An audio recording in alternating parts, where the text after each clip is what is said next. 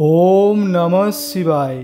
ओम त्र्यंबकं यजामहे सुगंधिं पुष्टिवर्धनम उर्वारुकमिव बंदनं मृत्युर्मुक्षीयमामृतम। नमस्कार दर्शक बंधु, आगामीकाल माने आगामीकाल हलो श्रावण मासेर शेष सोमवार। এই শেষ সোমবারে যদি আপনারা একটি কাজ করতে পারেন তাহলে কিন্তু আপনারা অনেক দিক থেকেই অনেক উপকার আপনারা পাবেন।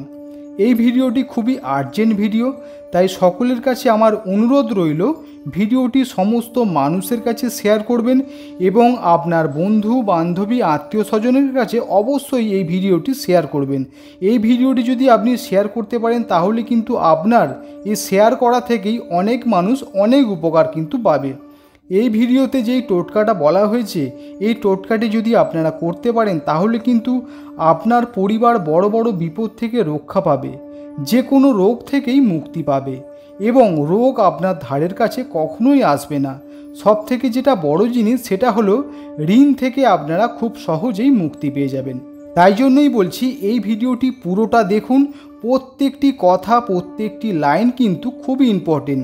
আপনারা এই ভিডিওটি দেখার থেকে মন দিয়ে শুনতে থাকুন, তাহলে কিন্তু আপনারা সমস্ত কিছু বুঝতে পারবেন।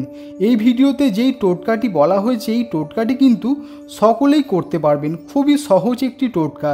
যদি সঠিক নিয়মে করতে পারেন তাহলে কিন্তু বড় বড় বিপদ থেকে আপনারা খুব সহজেই রক্ষা পাবেন, যে কোনো রোগ থেকে আপনারা মুক্তি পাবেন, রোগ আপনার ধারের কাছে কখনোই আসবে না এবং ঋণ থেকে কিন্তু আপনারা খুব সহজেই মুক্তি পেয়ে যাবেন। যদি শ্রাবণ মাসের শেষ সোমবার মানে আগামীকাল শ্রাবণ মাসের শেষ সোমবার, এই শেষ সোমবারে যদি এই সহজ টোটকাটি আপনারা করতে পারেন, খুবই সহজ টোটকা, যে কেউ কিন্তু এটি করতে পারবেন, খুবই সহজ, একদমই সহজ।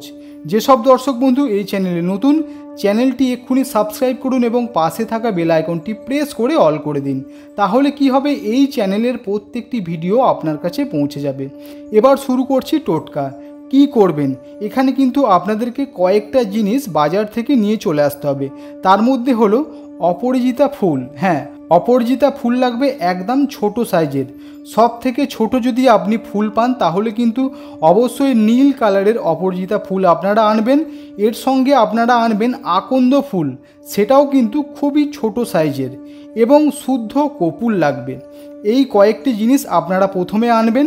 আমি এখানে একজনের হিসেবেই কিন্তু বলছি, আপনারা যতজনের মনে করবেন ততজনের কিন্তু এই অনুযায়ী আপনারা করবেন। আমি এখানে একটি হিসেবেই বলছি, অবশ্যই কিন্তু আপনারা সঠিক নিয়মে করবেন, তাহলে কিন্তু খুব ভালো আপনারা উপকার পাবেন।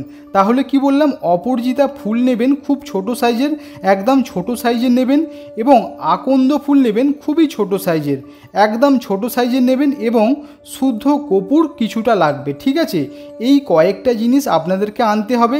আনার পরে এই সোমবার দিন যখন আপনারা শিব মন্দিরে যাবেন জল ঢালতে, তখন কিন্তু অবশ্যই এই তিনটে জিনিস আপনারা নিয়ে যাবেন। কি কি নিয়ে যাবেন? অপরাজিতা ফুল, আকন্দ ফুল এবং শুদ্ধ কপুর। আপনাদের যখন জল ঢালা হয়ে যাবে তখন কিন্তু এই কাজটি করতে হবে। আপনারা কিন্তু অবশ্যই যখন শিব মন্দিরে যাবেন তখন কিন্তু এই অপরাজিতা ফুল, আকন্দ ফুল এবং শুদ্ধ কপুর, এই তিনটে জিনিসকে কিন্তু আপনারা অবশ্যই নিয়ে যাবেন।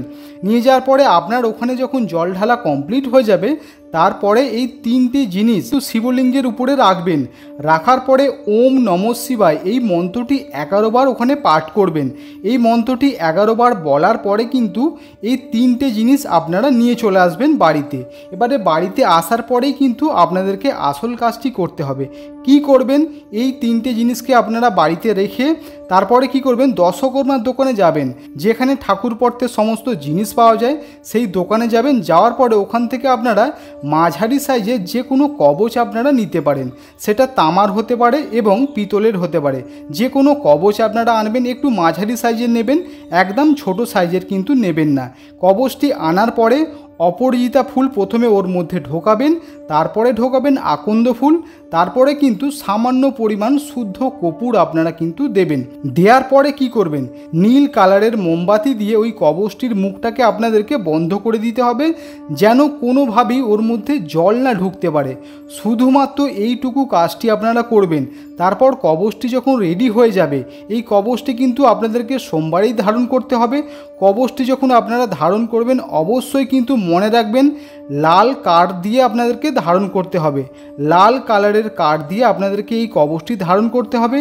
কবচটি ধারণ করার আগে অবশ্যই 11 বার ওম নমঃ শিবায় এই মন্ত্রটি পাঠ করবেন এবং 7 বার মহামৃত্যুঞ্জয় মন্ত্রটি অবশ্যই পাঠ করবেন।